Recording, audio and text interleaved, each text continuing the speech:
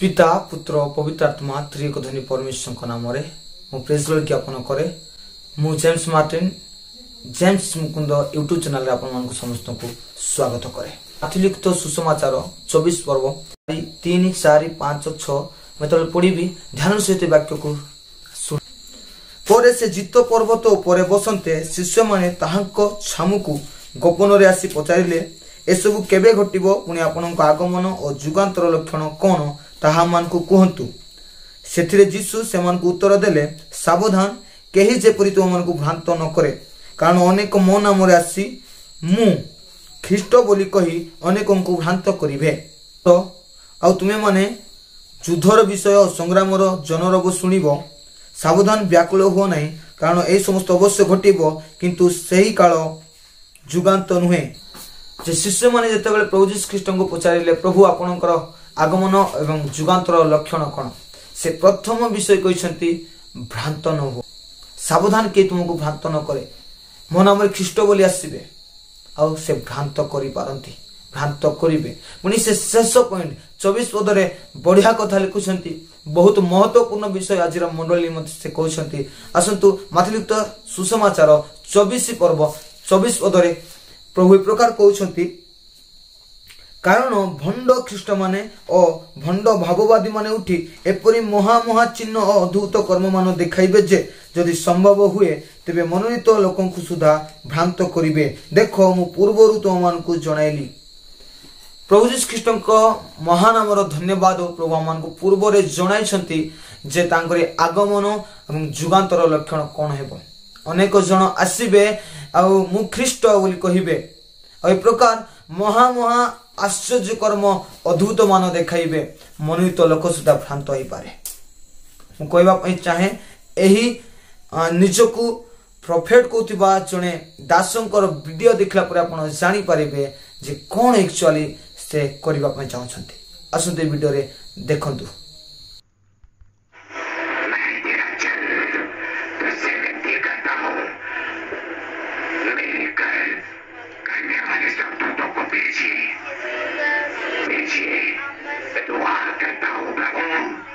इनके हाथों की हथेलियों पर इनके हाथों की रेखाओं पर इसी वक्त वैसे की स्वर्गिक ऑयल आकर ठहर जाए वैसे की गोल्डन डस्ट आकर ठहर जाए। I release in the name of the Jesus. I release in the name of the Jesus. I release in the name of the Jesus. यीशु के नाम से आमीन। हालेलुया। चेक करो अपने हाथों को अपने हाथों की रेखाओं पर चेक करें आप जिसके हाथ शाइन कर रहे हैं जिसके हाथ वो खड़ा हो जिसके हाथ शाइन कर रहे हो खड़ा हो एक एक करके।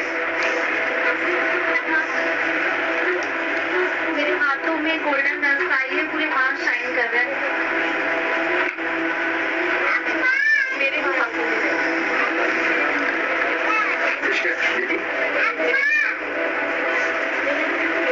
में गोल्डन डस्ट आई आ जाइए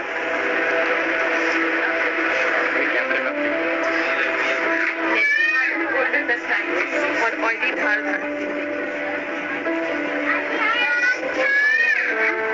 मेरे हाथों में गोल्डन डस्ट आई है।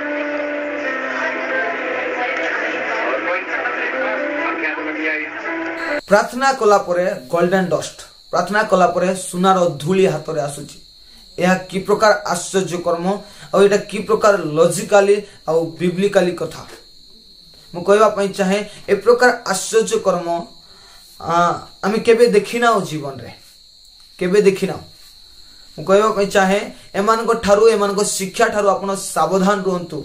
गोल्डन डस्ट सुनार गुंड हाथ रे आसुची एमान को शिक्षा एमान को मिराकल ठारू आपण माने सावधान रहंतु नले आपण मध्य भ्रांत होई जाय पारंती आपण मध्य भ्रांत रे रही जाय पारंती।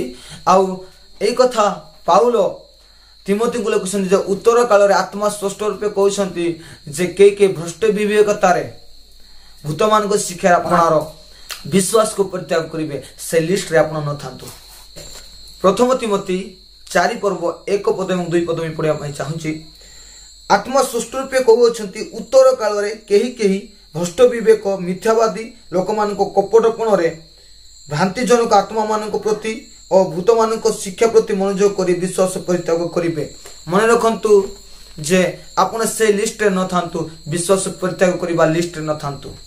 लिखा जाए उत्तर काल भ्रष्ट विवेक मिथ्यावादी लोक मान कपटपण भ्रष्ट विवेक मिथ्यावादी लोक मान कपटपण भ्रांतिजनक आत्मा मान प्रति भूत मान शिक्षा प्रति मनोयोग करी विश्वास परित्याग करेंगे। जो मैंने यह सब शिक्षा प्रति मनोयोग कर सबू भंड भाववादी मान शिक्षा भंड भाववादी मान मिराकल रे निजर मन को जोग कर मनोयोगी जाइछंती। मन रखु आपण विश्वास को परित्याग करेंगे।